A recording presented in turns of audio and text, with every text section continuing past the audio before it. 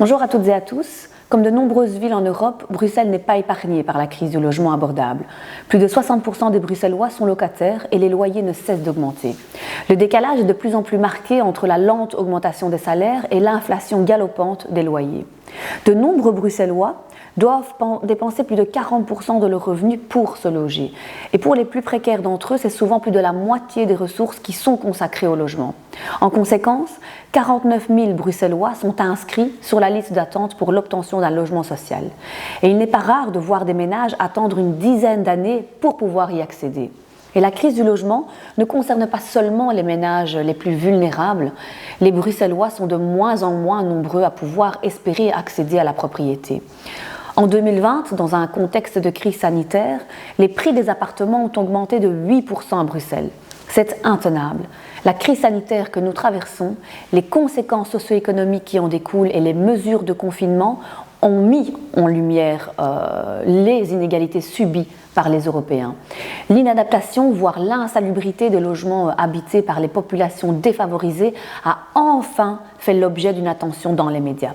La crise du logement dans un contexte de confinement généralisé et de télétravail est apparue de manière très concrète. En tant que socialistes, nous devons adresser en priorité à toutes les personnes qui subissent le plus durement la crise du logement. Avec le gouvernement bruxellois, nous mettons en œuvre des actions pour apporter des solutions très concrètes aux Bruxellois d'ici la fin de la législature, c'est-à-dire en 2024. Nous allons attribuer 5 500 nouveaux logements sociaux grâce à des constructions publiques et à des acquisitions de logements sur le marché privé. Plus de 12 500 ménages à revenus modestes inscrits sur la liste d'attente pour un logement social pourront bénéficier d'une allocation pour les aider à payer leur loyer. Nous allons aussi mettre 2 500 logements privés en location à un tarif réduit via le système des agences immobilières sociales. Nous agissons également beaucoup plus efficacement contre les logements inoccupés, d'insalubrité et aussi contre la discrimination en renforçant les contrôles et en poursuivant les infractions. J'ai présenté début de cette année un plan d'urgence pour le logement comprenant 33 mesures que je vous invite à consulter. Alors, chers camarades, les loyers actuels représentent une part trop importante du budget des Européens.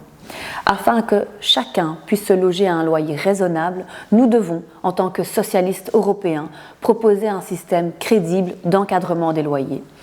Ce type de mécanisme existe déjà localement. Je pense à Berlin ou au Luxembourg. Et dans un esprit d'échange de bonnes pratiques, mais également afin de construire un rapport de force qui dépasse le niveau local, je voudrais que nous puissions travailler ensemble à la meilleure façon de freiner l'inflation des loyers sur le marché privé. Les socialistes bruxellois sont à votre disposition pour travailler à un système crédible qui garantit le droit à un logement décent. Je crois que c'est un beau combat socialiste qui répond à un vrai besoin des Européens.